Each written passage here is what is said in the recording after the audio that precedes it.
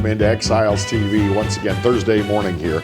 And so glad to have you with us. However, it is a dark and a sad day as we receive news that one of the greats in the art of prestidigitation, misdirection, and illusion, Siegfried of Siegfried and Roy, has passed away. Yeah, he was 81 years old. I didn't realize. Oh, I didn't realize he was that old. Siegfried Fischbacher.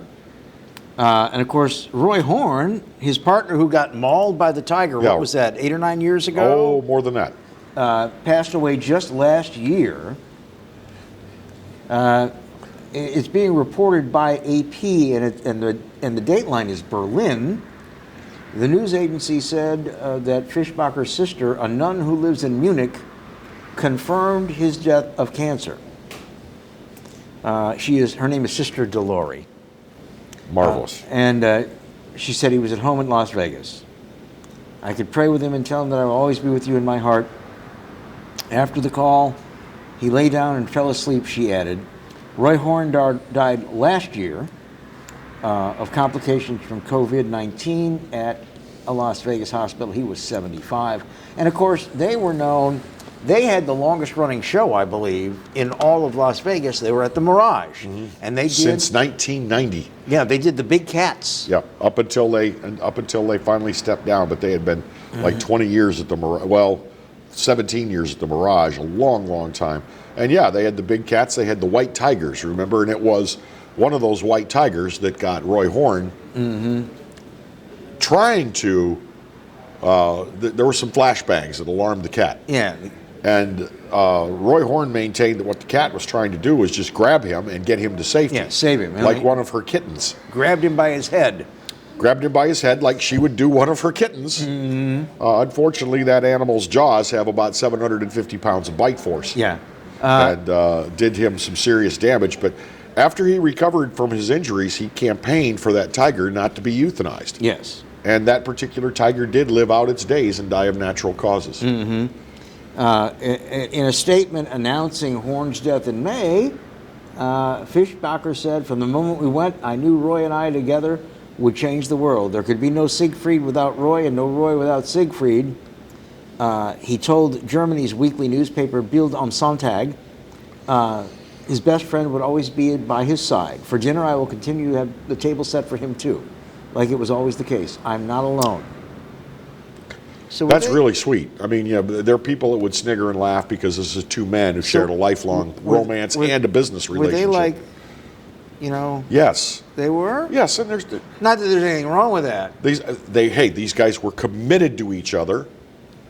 See, that's the thing that I applaud. It's like I'm not so worried about whether what the gender mix-up is, but do you make a commitment? You're sure it's not that they just both like sequins and wearing them? I'll tell you what. One thing can't be denied is that they were big. It was Vegas big. If you wanted to see big entertainment while you were in Vegas, Siegfried and Roy was the show to see. It was fabulous. It really was. But I mean, again, it's just one of those things.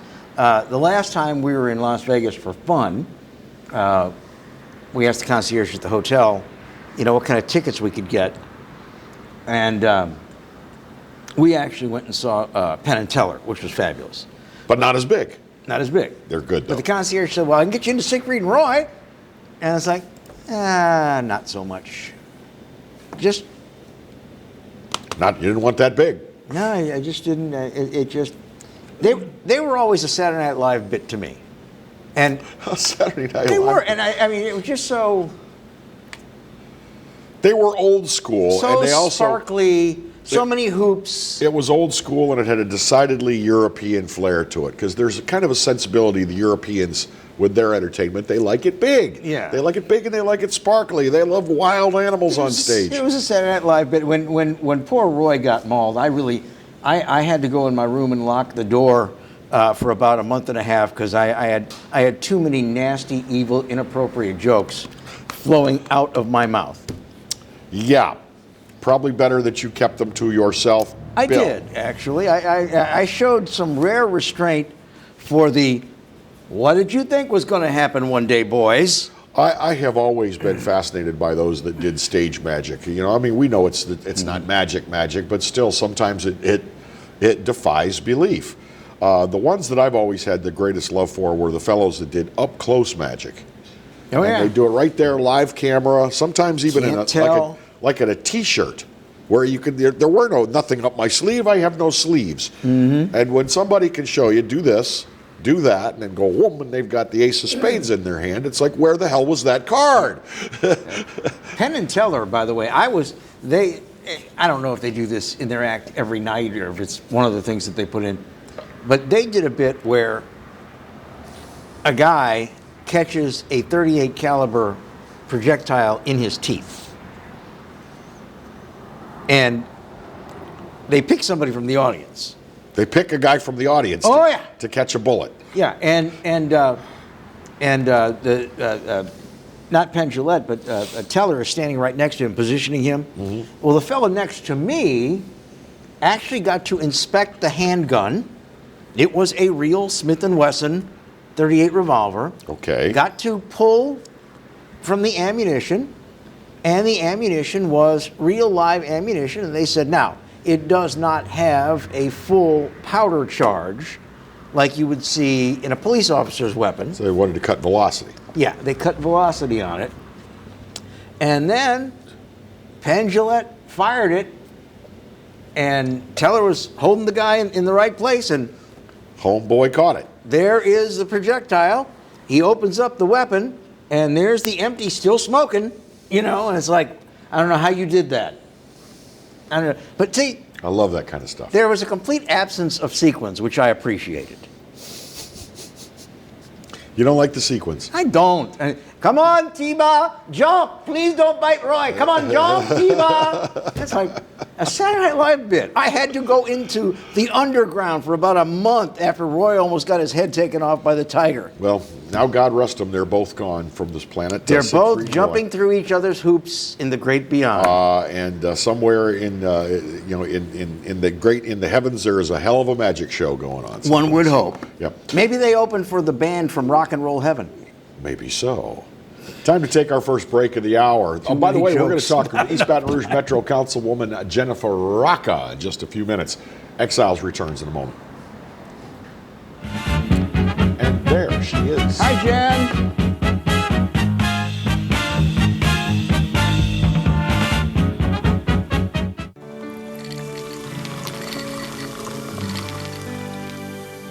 No one can stop me when I taste the feeling. Nothing could ever bring me down. Nothing could ever bring me down.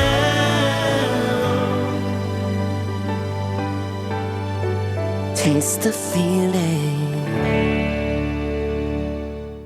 Hi, I'm Bobby Yarborough with Manda Fine Meats. Here at Manda, we know what the folks of South Louisiana love. They love great flavored smoked sausage, delicious deli meats, and specialty items like boudin and andouille sausage. Manda Fine Meats has been providing these products since 1947. We produce them right here in Baton Rouge, so you know you're always getting the freshest product at your local grocery store. Manda Fine Meats. Taste the fresh local flavor in everything we make. Make it Manda every time.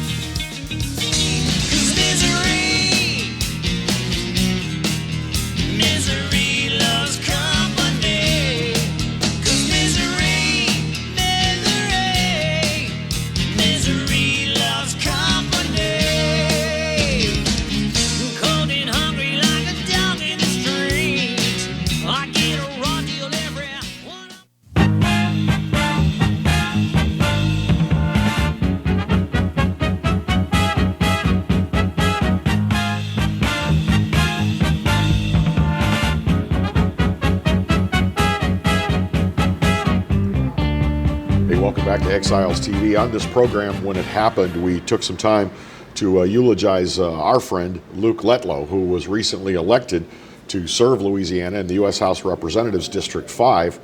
And between the time that he was elected in a runoff election, and of course his swearing in would have come at the beginning of the year, but Luke contracted COVID-19 and was dead within 10 days. Now the official cause of death was a heart attack, but they say that heart attack was likely brought on by the fact that his body was fighting COVID-19. Well, and the question we're going to ask, in all seriousness, is it possible we might have the next Lindy Boggs at our doorstep? His widow, Julia, has announced that she is going to be in the special election to fill that vacant seat. She made the announcement yesterday, as a matter of fact, in Monroe, which is basically, I believe that's the largest population center in that district, is it not? Yes. Yeah. The election, I think, is set for March, is it not? Yes. Now I was checking for a date real quick, though, yeah. Yeah. Now, we know that State Representative Mike Echols said he's considering a run for the seat. He said he will only run if Julia and Ralph Abraham decide not to run. Alexandria businesswoman Sandra Kristoff announced her candidacy for the seat. She barely missed making the runoff in December. You had asked about what is Lance Harris going to... Lance Harris, who was the man that he was in a runoff with, 2 Republicans in a runoff. Interesting in Louisiana. He got spanked pretty good, though. He Yeah, really it was a decisive margin. Yeah. So he may have taken his percentage in the runoff as a clear indicator that he wasn't necessarily wanted. Well, yeah, I mean, the sentiment that elected Luke is probably going to transfer to his wife for at least one term. I mean, this is not someone who has just, stayed at home her entire life. It's a professional woman. I was going to mention it. Since Lindy Boggs, the role of wife has changed. And, Lindy, of course, was herself an educated woman with a college degree and business and a profession. But it's not as much like, I think an example, a good one is Mary Bono. Because Mary Bono was Sonny Bono's wife. Yeah. But Sonny Bono died, and she succeeded him in Congress, and then she got reelected to her own terms, and she served in Congress Until she decided she didn't want to until she didn't want to anymore. But she didn't necessarily bring anything to the table that immediately qualified her to serve in Congress, other than she was Sonny's wife. Well, and it isn't hard to be brighter than Sonny Bono, so we're going to give her that. People in Sonny's district were happy with his representation. You know what? That district was one of these Charlie Wilson kind of districts, where the district was compact because the population density is so high, and the district didn't need anything. And that's why Charlie Wilson brokered such power in the Congress from Texas. His district didn't need anything. So he could trade his vote for national or international issues if he needed to, but he didn't have to lobby to bring anything and round up votes for anything that his district needed. And Sonny Bono the same way, and Mary Bono as well. I thought they both did very, very well, but they were in a district that didn't have a lot of political strife or a little political turmoil. Right. And they both came out as Reagan Republicans, and this was the era when Republicanism was still following the tenets of Ronald Reagan. It wasn't long after the Bono served, or during the Bono's time of service, that California, in a shock, decided to recall a seated Democrat governor and put a Republican on the throne, as it were, in Arnold Schwarzenegger. It was Arnold. Mrs. Letlow, by the way, is an executive at the UL Monroe, and she was in the running for the presidency of ULM last fall. So this is a learned woman. Well, and again, you can do a lot worse. I don't want to apply this to college professors because they're also very different, but you can do a lot worse than having somebody that's in administration at a major state university in your federal House of Representatives. There's a lot of knowledge that translates there. There's a lot of transactional business that translates between administration of an LSU or a UL or an SU and what happens in the House of Representatives on a fairly regular basis. Well, it'll be interesting to see what happens. That special election will be coming up in the spring. I don't know when the qualifying begins for that, but it's good that these people are getting the word out and starting to attract some support. I feel bad for not only the Letlow family and everything that they've been through, but also the fact that the voters who just made a big decision now have to make another decision. Yeah, I feel that she will probably win and have a chance to show the agenda that I assume she shared with Luke that will go into the House of Representatives.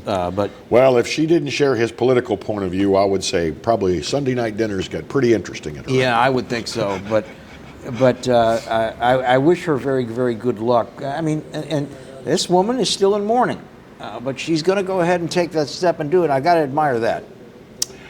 We are coming up on a break in a couple of moments here, and our guest checks in next. We're going to be talking with Jennifer Rocca. She is a member of the East Baton Rouge Parish Metro Council, who just won her own term outright in a runoff election. We're going to talk to her about the state of the city parish, East Baton Rouge, the most populous parish in the state of Louisiana, and where we're going from here and what the mayor had to say about the city's state of the city in an address to the Rotary Club yesterday.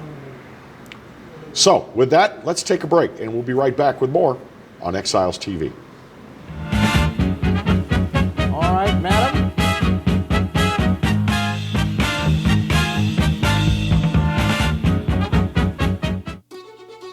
Live and play on the fairway at Greystone Golf and Country Club, a serene, challenging golf destination located in Denham Springs. For tee times and membership opportunities, go to GreystonecountryClub.com. From appetizers, pasta dishes, and entrees, La Contea takes pride in preparing all the Italian cuisine we know you love. Enjoy live music every Thursday through Saturday from 6 to 9, happy hour weekdays from 3 to 6, and brunch on Sundays from 11 to 2, as well as dinner portion-sized lunch specials for under $10. Visit our website to view our menu and book a party or meeting in our large banquet room. Once you try La Contea, your Italian dining will change forever.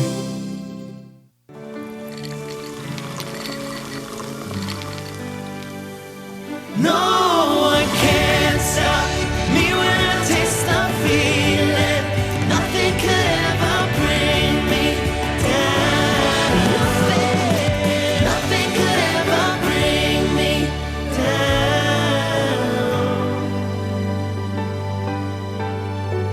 Taste the feeling. Hi, I am Dr. Farrell Fruget Jr., and I am a general dentist at Fruget Family Dentistry. I was born and raised in Baton Rouge, Louisiana. I went to Catholic High School, LSU, and LSU School of Dentistry in New Orleans, where I received my DDS degree in 1986. I always have and will continue to be committed to continuing my education, to invest in technology which makes the diagnosis and delivery of dentistry more thorough, more comfortable, and more aesthetically pleasing. In our practice, we are here to serve the patients. We want to improve their quality of life and to develop relationships with our patients. In dentistry, we have a chance to impact lives on a daily basis, not just by doing dentistry, but by getting to know them and being a part of their life. We also believe in giving back to our community. So every year, we give back to the Greater Baton Rouge Food Bank, Toys for Tots, and Mary Bird Perkins Cancer Center. Please stop by and visit our office. We would love to take care of you and your family. Team Honda wants to thank you for once again making us Louisiana's #1 new car dealer by offering you never-before-seen savings. For the first time ever, get 0% financing up to 60 months on some of your favorite Honda models. Get thousands in savings right now at Team Honda on Segan Lane.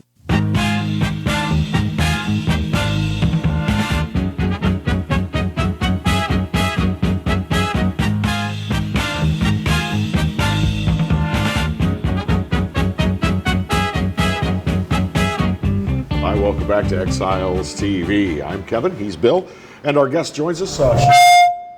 Hello. She is Jennifer Rocca, Metro Council for East Baton Rouge Parish, the city parish government of East Baton Rouge Parish in District 12, and just recently won herself. She was elected to fill in the remainder of an unoccupied seat and then recently won her own term in office just a couple of months ago. Jen, thanks for being with us today. Thank you so much for having me. So yesterday was the annual State of the City address by the mayor. It's normally done in front of about 400 or 500 people at the Rotary Club of Baton Rouge. That's not possible. I think they limit their attendance now to 50 in the room, and the rest are doing it online by Zoom. And I noticed that she did her address by Zoom as well. Right. And we had talked a little bit in advance of that with pollster John Cuvion about what kind of things we thought the mayor would delve into. And I don't think he was too far off in terms of where she wanted to go. But the Metro Council has to have a good relationship with the mayor. You're going to be asked oftentimes to buy into some of her plans and vote on them, and you're going to be asked by constituents to not support her plans. So as a Metro Council member who thus far has been kind of a centrist, what were your impressions over what was said yesterday? So I think she had a very good outline as to what she wants to see over the course of the next couple of years. I'm very supportive of all of the progress that we could potentially make. And it is, I think she began the address with, it is unprecedented times. Although we've been through this pandemic for a year now, almost a year now, more than a year now. We're close, right? We're close to a year. We're close March. to a year. A year in March. Yeah, so I think we started hearing rumblings about it from China right around January. But anyway, so it has been, but we do have a documented charted path for how to move forward. And we have an idea of what surges look like, and we have an idea of those effects on hospitals. So with that being said, I do believe we have to have a charted path. I'm very supportive for any growth that we can have here. Last night at the council meeting, we had BRAC give a report to us about the economic development here in the city, even during COVID times. It was a great report, a very positive outlook, and a positive outlook for moving forward. So, but to speak to your relationship with the mayor, she called me, she asked me to meet with her. She's always had an open door with regard to discussions. She asked me what I wanted to see for District 12, independent of the city, but the city also as a whole. And a lot of the goals that I have for District 12 work with the city as a whole. My platform has been from the beginning connectivity, modernizing our city, roads, sidewalks. We have state road projects that are being handed over to the city in my district, so I want to make sure that the state roads are up to par before we take control over those. And we have great people in departments within the city that are making sure that those jobs are getting done. And they report to me and tell me, and so far we've had really good progress. We've had constituents send me emails asking why we're putting sidewalks on Perkins Road. Why would anybody want to walk down Perkins Road over by the Pennington Biomedical Research Area? But they do. Some people don't have the option. Right, absolutely. And the whole point of that is they are becoming ADA compliant, and our city needs to become ADA compliant. And what we're seeing there, that is a state road project that's being handed over to the city. So we absolutely want those things done prior to us receiving that project. So those are some of the questions, but most of the time it's just having conversations so everyone has a greater understanding of what's going on, where the dollars are coming from, and how they're being apportioned. Geographically, your district is partially the city and partially in the area that would be St. George. Is that correct? Or? There's a very small sliver of St. George. Okay. I guess what I was going at was the St. George people generally don't think much of the mayor because she's involved in the lawsuit. Are you hearing that from constituents? No, and throughout my campaign, my opponent had a huge St. George platform, but for the people that I talked to, not many people were very concerned with St. George, and it was brought up, but not in a negative way, more of a, you know, if this happens, how can we count on you to help to make sure that it transitions properly? But the lawsuit, they're still pending litigation, and until that's over with, we don't really have any definitive answers, but we all have to act as mediators or as people that will help that transition regardless and make sure that it's fair and equitable. But there are two sides, and at the end of the day, we're all neighbors, so we need to make sure that it's done properly. That much is true. Well, Absolutely. I like the term transition, and I think one of the things that we all want to transition into in this city is lower gun crime. Absolutely. And obviously, just saying, we've got new police programs and we're giving them a raise doesn't really go to the fear a lot of people have of what are you really doing about crime. Okay, so let's talk about that. I love criminal law. So let's talk about this as a whole, because there are many cogs in the criminal justice system, Will, and I think that some cogs may be moving a little bit slower than others. So the aims of the criminal justice system are deterrence, retribution, and rehabilitation. Okay, so where we're at currently, I think that we're having, and this is a stifling effect, is COVID-19 to the deterrence of crime. And we've seen it. We've seen upticks. Particularly domestic crime. And let's ask why that is. First of all, people are staying at home more. But more importantly, let's look to our judicial system, our 19th JDC, our city court judges. We don't house prisoners the same way that we did prior to this. Right. So what we're doing is essentially practicing catch and release. And there's nothing the mayor of East Baton Rouge Parish can do, and there's nothing that our city police officers can do with regard to deterring people from crime if they think that they're just going to be released after they commit a serious crime. There's nothing that we can do if we don't rehabilitate these people before we let them back on the streets. So these cogs are not properly functioning currently. So we have high rates of recidivism. Our criminal justice system is not working the way that it should in deterring and rehabilitating. So until we figure out those pieces during these unprecedented times, we're going to continue to see an uptick in crime that none of us can actually control. Well, and the newest wrinkle is the Supreme Court said there will be no in-person trials until further notice. Absolutely. So you can't keep somebody, let's just say it's a simple auto theft. You can't keep them in parish prison for an indeterminate amount of time. You've got to get them bail and send them back out on the street. So the question is to our judges, how are we monitoring these people? If we're releasing them, how are we monitoring them?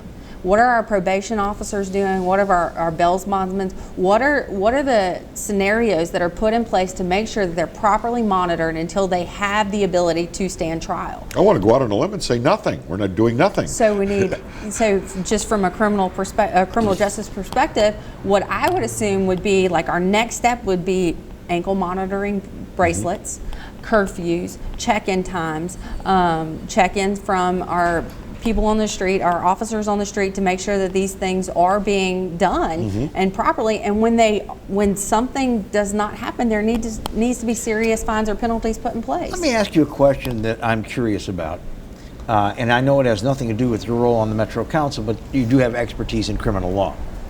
How did we get to the point where monitoring got turned over to private entities who are making huge profits, rather than having our probation and parole department or the courts themselves do the actual monitoring? And of course I'm talking about the Judge Trudy White thing, where she was recommending one or two companies, and the monitoring fees to the as yet to be convicted person, the person who was charged, were astronomical. Why isn't this a role of the state probation and parole department, or the 19th JDC in our case? I can only make an assumption there. Don't have any personal knowledge with how those inner workings work, but my assumption would be that our probation and parole departments are already inundated with cases. And typically when you privatize things, they become a lot more efficient. So, but they also quite often become a lot more expensive. That's true. That is true. Well, but there are jurisdictions where the probation and parole department takes on the monitoring, but they pass the cost without a profit built in to the defendant. Correct.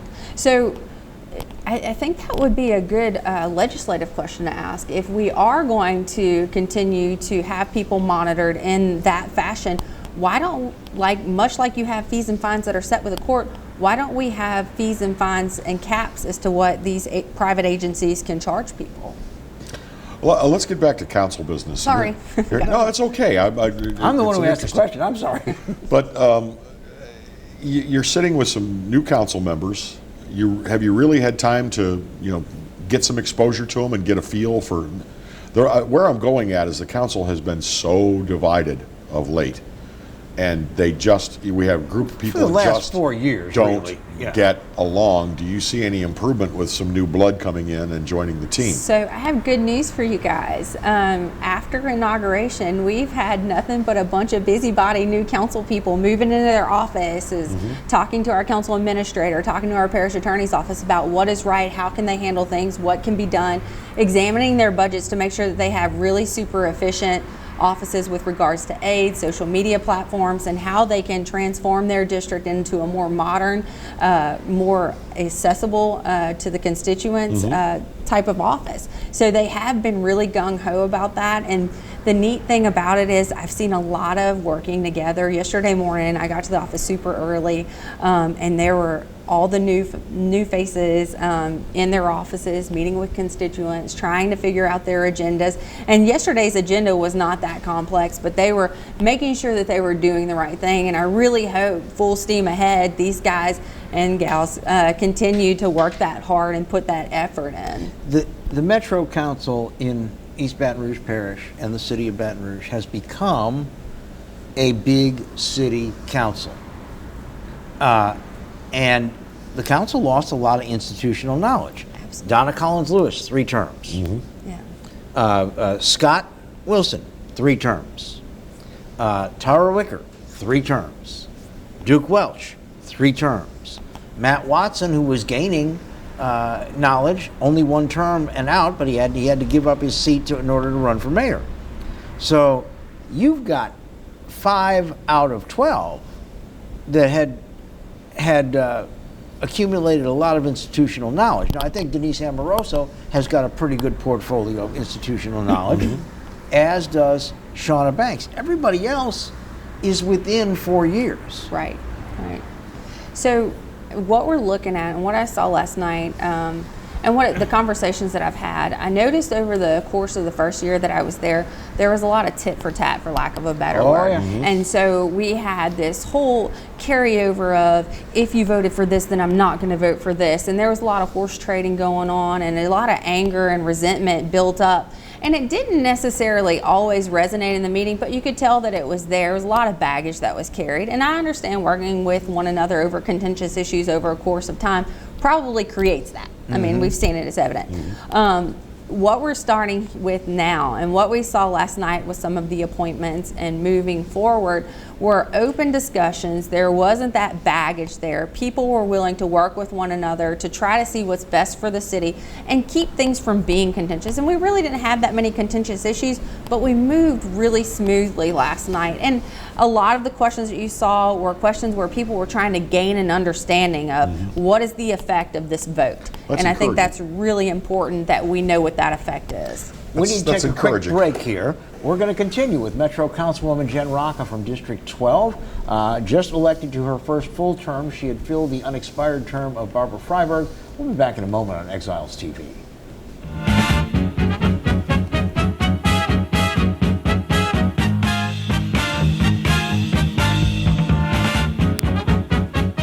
Balello's Furniture and Appliances, your dependable independent.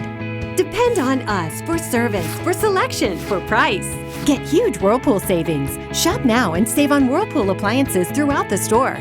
Plus, experience our price match guarantee and ask about special financing.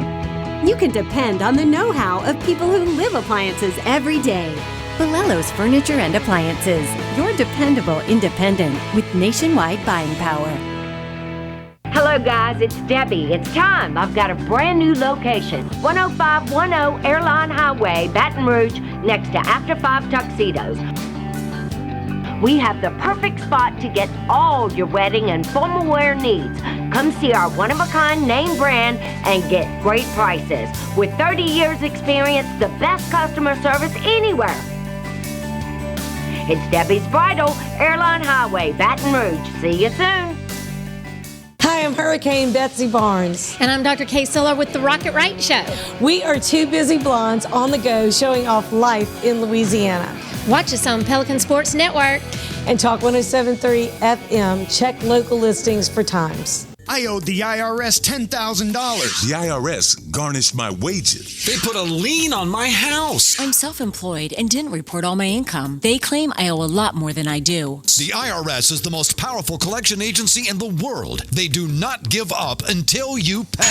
I couldn't sleep. We were being audited. I called Tax Solutions Now, and a great big weight was lifted off my shoulders. I called Tax Solutions Now, and they got the IRS off my back. Tax Solutions Now had my wage garnishment lifted in 48 hours. Tax Solutions Now can get you help. Our agents know the rules, can stop the pain, and get you the best deal. Tax Solutions Now saved my business. I qualified for the Fresh Start program. I paid less than I owed. We connect you with a team of former IRS agents and tax professionals who get the IRS off your back. Time is running out. Call Tax Solutions now.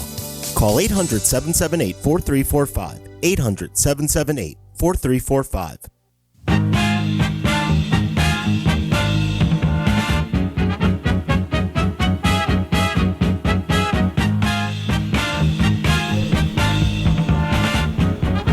Hi, welcome back to Exiles TV. Our guest is Jennifer Rocca, District 12, East Baton Rouge Parish Metro Council. As a new council, 5 new members, gets ready to go about the business of the city parish, the most populous parish in the state of Louisiana. There is a lot to be done. You guys are looking at trying to trim the budget, save money wherever you can, maybe provide a pay raise to law enforcement. Is anyone that you know of working up any resolutions or any ordinances to bring before the council for possible new law in the city? So last night we talked about an ordinance that was passed April 8th of 2020, and that was with regard to ABC and licensing and the takeout food and alcohol. We discussed that a lot, and I personally asked the parish attorney to come and tell us what the effect of deleting that ordinance was. And he essentially said that by deleting that ordinance, we were able to continue.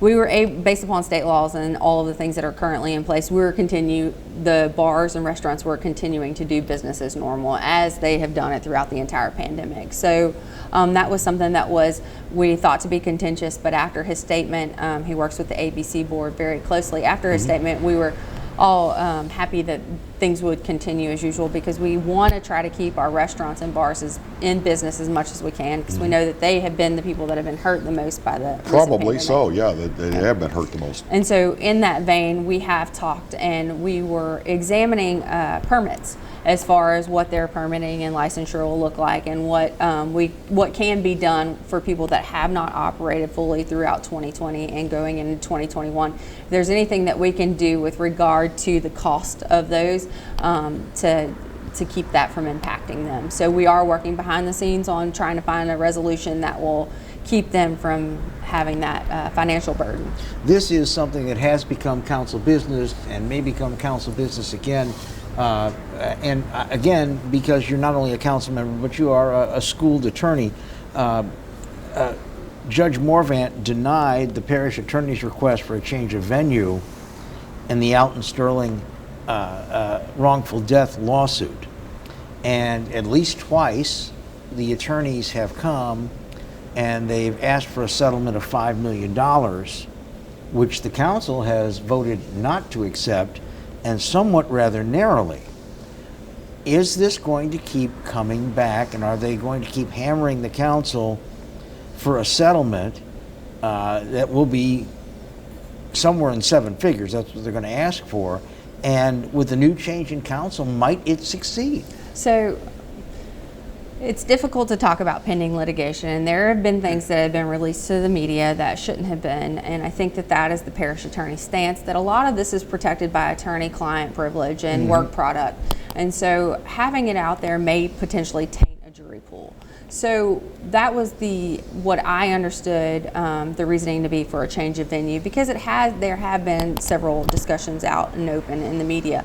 Now, is this going to come back before the council? I 100% expect it to, simply because this case is moving towards trial. It will be, I think the trial date is in March at some point.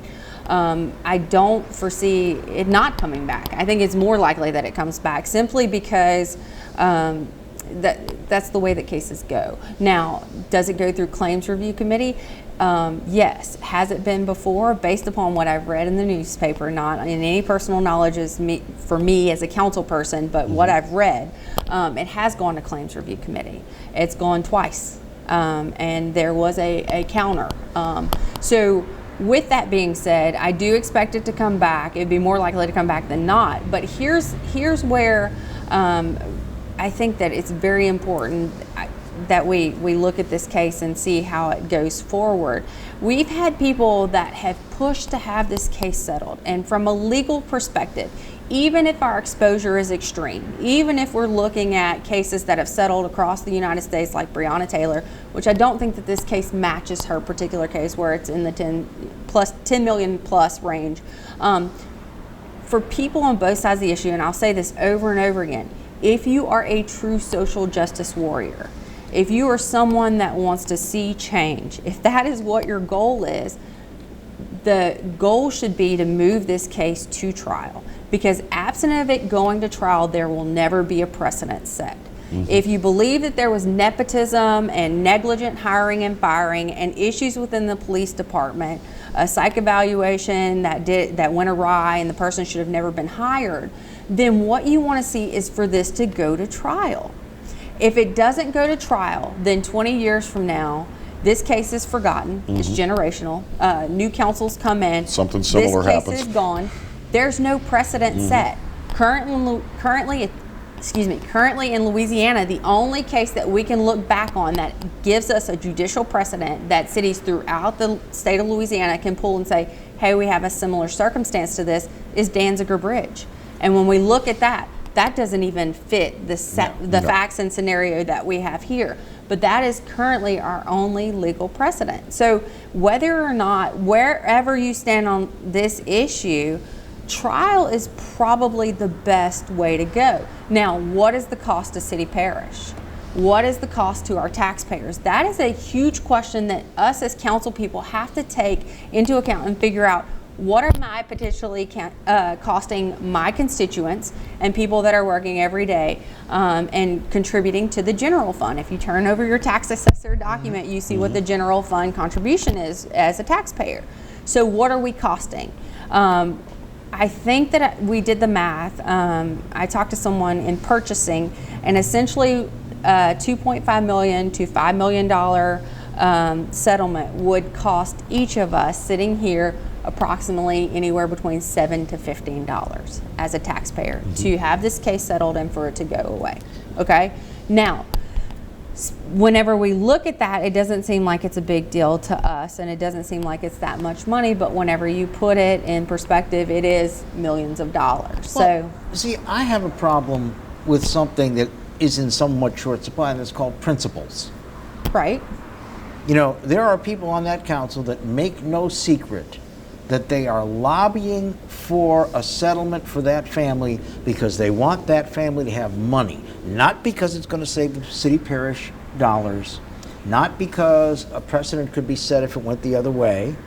And I find that very unseemly from an elected representative. They should sit there and say the settlement they want is $5 million. Our council says that's excessive. Okay, move on. It shouldn't be lobbying, oh, we need to give these children this money. And they're talking about it as if it's a gift. It's not theirs to give. I understand that, and I'm right there with you. We could all settle this right here and right now if every single council person took a step back and said, I'm going to follow the advice of our parish attorney. Well, then point two. The only reason it costs us money is how many people we got working at the parish attorney's office? 40, 50? I'm not sure. And not one of them can handle a damn trial. So our cost is because we got to hire attorneys to do our litigation. They're currently handling this case in-house. Are they going to go in the courtroom, or are they going to hire Brazil Saxey or one of the others? As of right now, Anderson Dotson and Courtney Humphreys are the trial team, and they've been handling it internally. Well, they're on payroll anyway. They're not costing us $2 million to try this. Absolutely, absolutely. Now, it does cost the city to represent Blaine Salamone independently because it's a conflict for us to represent him internally. I get that. So he does have an attorney, a private attorney, and so did the other person in this matter. So that's where some of the costs are incurred. But we do have expert fees. We have to think about what may happen surrounding the trial, whether or not we need to have police officers on duty, if we have to have police officers escorting people, personnel But in and isn't out. that cost of doing business? It absolutely is. And It absolutely isn't it is. also fair to consider this? If Mr. Sterling were still alive, would he be worth anywhere near $5 million to his family? So you have to look at it over a course of lifetime. And even though he may have not made money or submitted tax returns or anything like that, I think what the law says is you have to take the person and apply a minimum wage amount. Mhm. So if you look at him and how old was he? He was 42. 42, you calculate minimum wage over the course of the remainder of his lifetime, and that's where you find the money if you're looking for survival action. And that's how the calculation But that's comes still in. not $5 million. I think it gets close. If we're speaking, it gets really close, somewhere in between 2.5 and 5 million. Well- if we're looking at lost wages alone and potential earnings. Now there are people that argue that, hey, we shouldn't give him anything. He never had a job. He didn't work. He didn't pay taxes. But that's not what the law says. We have to look what the law says. But back to your original point, if as council people we did what we were supposed to do, and Lady Justice is blind. She has a blindfold on for a reason. Mm-hmm. If we did what we were supposed to do, which is listen to the parish attorney and the parish attorney's office that we appointed, the council selected that person to give us legal advice. It was very clear. You're not giving me the answer I want to hear. If we listen to that person who happens to be parish attorney Anderson Dotson, if we listen to him, then all question is taken out of the equation. This is what we're supposed to do. This is our legal advisor. He's practiced for several years. His claims review committee consists of several attorneys that review our claims, that review cases to make sure that they give us an educated opinion of what a case is worth. And as an attorney, sadly, you put a price on a life. Just like if you lost your finger while you're in the course and scope of employment, we put a price on your finger. Yeah. And I know that that's sad, but that is what we do. Well, and there's a different amount if I make my living playing piano. Right. And so there are equations and formulas to figure that out. We have a team of people that work in claims review that handle these types of cases that know what these formulas look like. Wow, reason. Wow. That's refreshing. Marty, this is behind the curtain, folks. Is our next number that we see going to be to the end of the program, or do we have one more break we got to run? All right. All right. Very good. Well, we need to take a break. We need to thank Councilwoman Jennifer Rock. And you know what? Let's take a little vote under the table. She did so well. Should we have her back? Yes.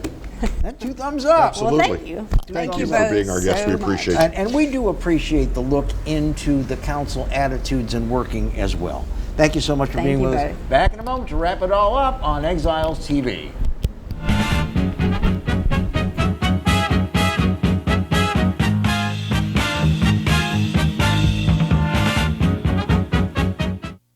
Caught spiders?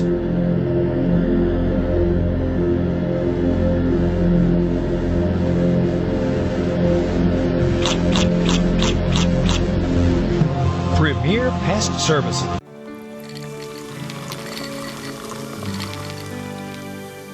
No one can stop me when I taste the feeling. Nothing could ever bring me down. Nothing could ever bring me down.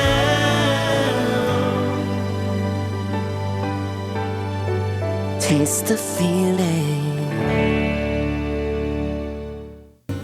Hi, I am Dr. Farrell Frugier Jr., and I am a general dentist at Frugier Family Dentistry. I was born and raised in Baton Rouge, Louisiana. I went to Catholic High School, LSU, and LSU School of Dentistry in New Orleans, where I received my DDS degree in 1986.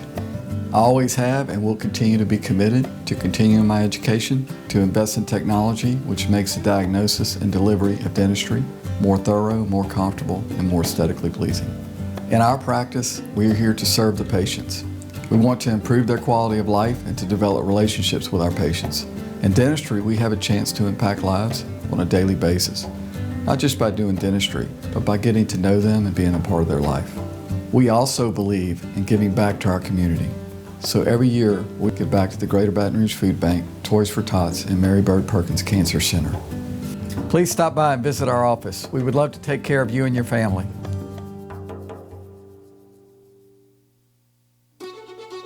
Live and play on the fairway at Greystone Golf and Country Club, a serene, challenging golf destination located in Denham Springs. For tee times and membership opportunities, go to greystonecountryclub.com. Of all the auto brands on the road today, only one has been named the best auto brand for 6 straight years. That brand is Mazda. Come shop and save on the award-winning lineup of new Mazdas right now at Baton Rouge's Mazda dealer, Team Mazda on Airline. Hi, business owners. Phase 3. Woohoo! But do your customers know you're back? Well, that's where the Clarence Bugg Show and Pelican Broadcasting can help. Right now, we've got great rates on advertising packages to help you get the word out. Shoot me an email at bugsclarence@gmail.com. Or better yet, call me up. I'd love to talk with you. 225-485-6839. Let's get together and make Phase 3 the best it can possibly be. Got termites?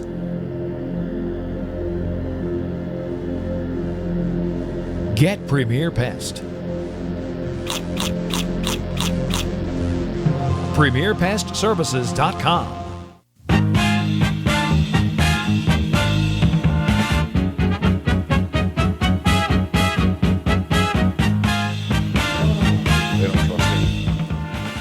Hi.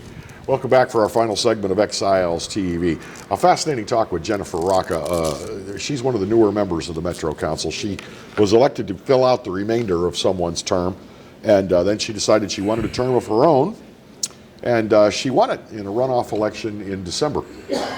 There's some other interesting stories on our Metro Council, like I can't remember the district, there may be 10, but Rowdy Goday, who had been a member of the mayor's staff in her first term, decided to leave the mayor's staff so that he could run for the Metro Council. As a Republican? As a Republican, which is, it's the mayor's staff, Mayor Sharon Weston Broom. The fact that she's got some Republicans on her staff. She does, I gotta and hand she that does. to her. I'm going to give her propers for recruiting people into her inner circle that might tell her things that she doesn't necessarily agree with or want to hear. But it's good to have multiple opinions surrounding you. Anyway, Rowdy was an interesting story because when qualifying for elections came about, he was the only guy. So by fiat, he was, at the end of qualifying, he was the Metro Councilman-elect for his district. So we'll have to get Rowdy back on the program sometime to talk about his impressions of the council. What I hope for is that we could come up with a mix. I know we've got this mix of Democrats, Republicans, whites, blacks, but I'm hoping that somehow or other they can find a way to put the identity politics behind them and move forward for the betterment of the city parish. So tonight, the EBR Parish School Board will finalize the superintendent search. Yep.